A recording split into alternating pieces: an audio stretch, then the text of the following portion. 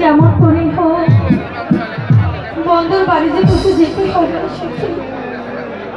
কিন্তু একা আমি কেমন করে যাবো সই?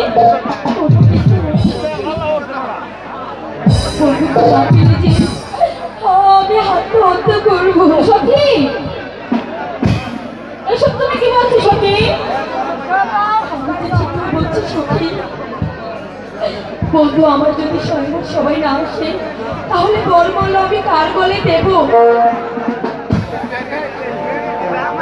সে যে আমার স্বামী, তাকে যে করে কাঁদতেই হবে। কি আর করবো?